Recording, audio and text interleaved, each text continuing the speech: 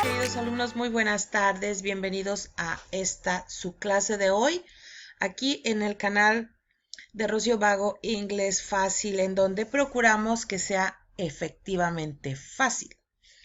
He estado ausente por algunas cuestiones de salud, pero tengo mucha esperanza en que ustedes han estado aprovechando el tiempo.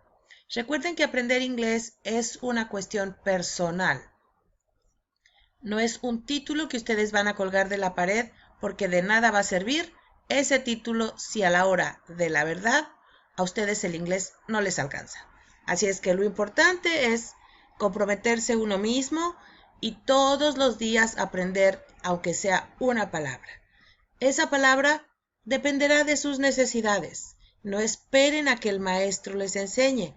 Por decir, si yo estoy trabajando en una oficina y me pregunto, ¿cómo se dirá, qué sé yo, escritorio? Bueno, pues el diccionario. Actualmente no hay excusas porque el teléfono, la computadora, en cualquier parte podemos encontrar un diccionario. Busquemos cómo se dice aquello que a nosotros nos está haciendo falta. Así es que espero que estas ausencias que estoy teniendo yo, ustedes las aprovechen para hacer el aprendizaje de su idioma inglés algo personalizado y busquen con las herramientas que hay muchísimas. Bueno, después de la regañada, empecemos con nuestra clase. Seguimos con los auxiliares. Esta es nuestra lección número 2 sobre este tema y vamos a hablar del verbo to be. ¿Cómo hago preguntas? Seguimos con el tema, formular preguntas en inglés, porque nos resulta al principio complicado. ¿Por qué? Pues porque es muy diferente a cómo sucede en el idioma español. Y nos viene una duda. A la mayoría de las personas cuando estamos en este nivel de aprendizaje decimos, ¿siempre tengo que usar do?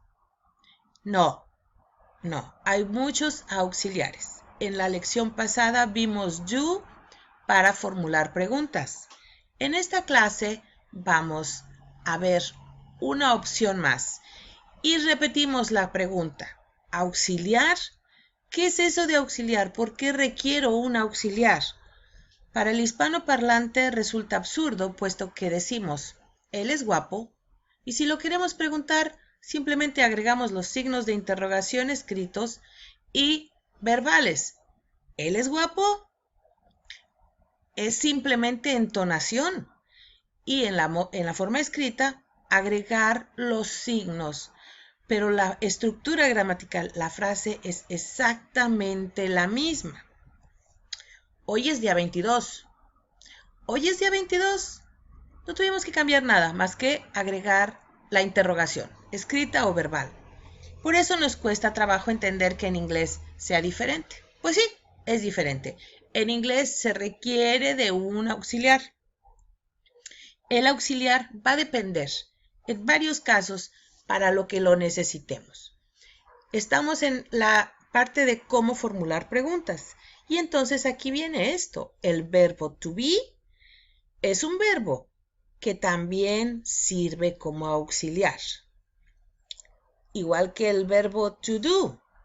Bueno, pues no. Vamos a ver por qué. En inglés decimos, la traducción de él es guapo sería he is handsome. He is handsome.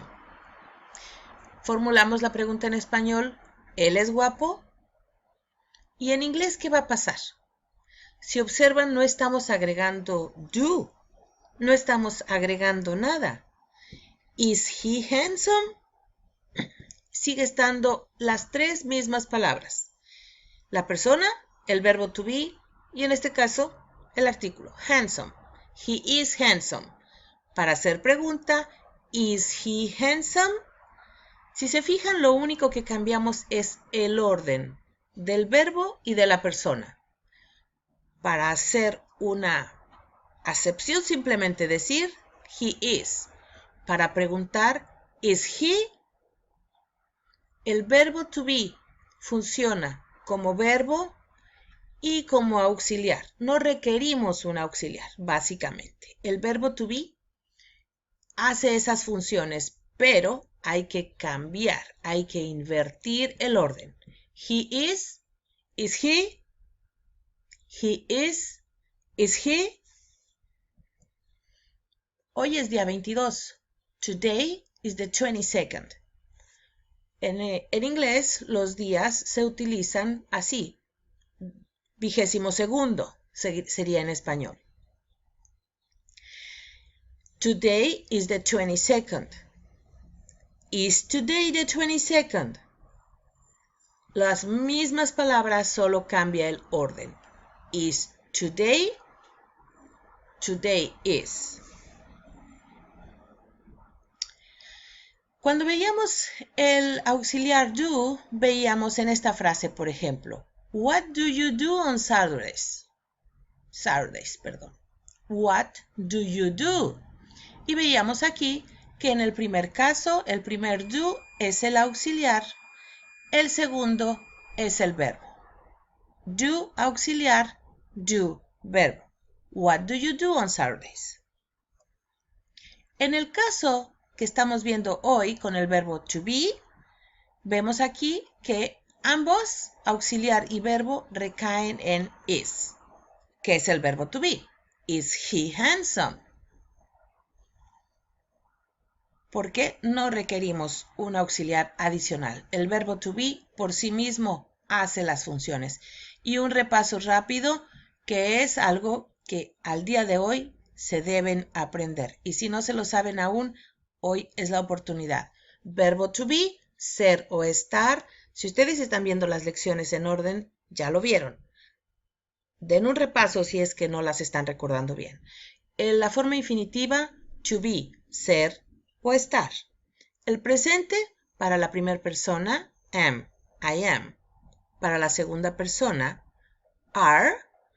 La segunda persona es singular y plural. You are, we are, they are. Y para la tercera persona, is. He is, she is, it is. Am, are, is. Es el presente. El pasado, was. Para I, he, she, it. Y were. Para you, we, they. You es plural y es singular. Y el participio been para todos. Este es un repaso del verbo to be. Es muy importante tenerlo.